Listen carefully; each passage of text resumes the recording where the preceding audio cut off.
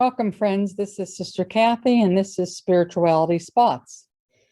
Today's topic is the topic of grace.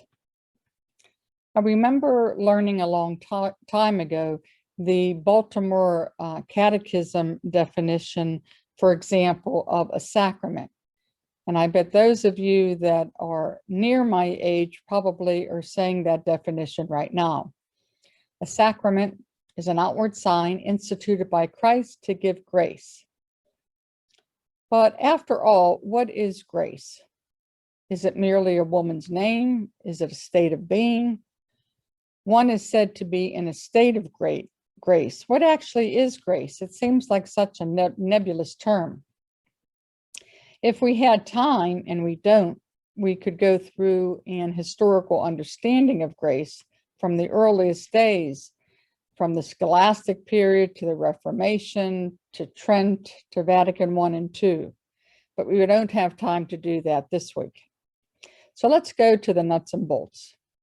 Referring to the last council of the Church, Vatican II, which began in 62 and ended in 1965, we would go to the dogmatic constitution on the Church, one of the Vatican documents.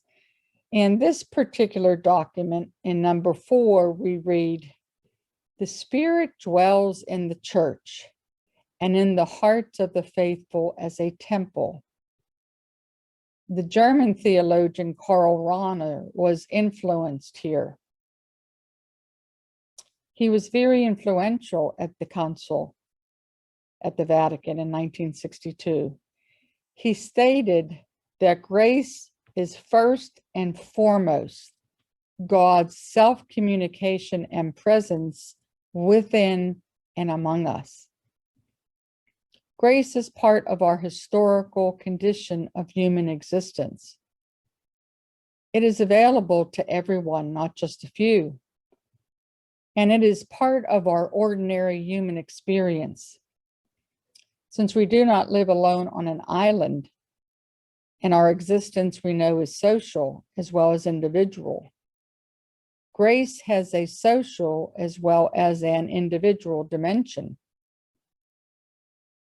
Therefore, grace has an impact on communities, institutions, and social structures in every sphere of human life.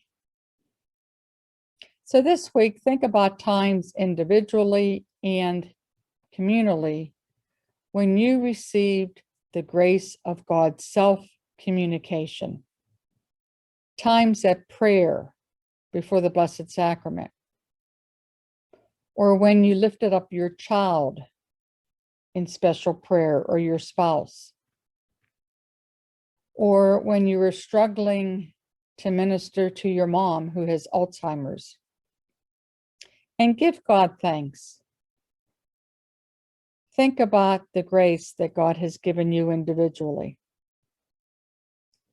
And socially, think about where has God given you grace in that you received God's special self-communication, maybe when you were at the grocery store, when someone paid your bill at a restaurant, or let you go ahead of them because you only had a few items at the store. All of these ordinary moments of human existence are moments of grace, the time that God wants to communicate to you his divine love. So thank you for joining me. I hope you have a peace-filled week. I hope your week is filled with many grace-filled moments. Thank you for joining me, and may God bless you.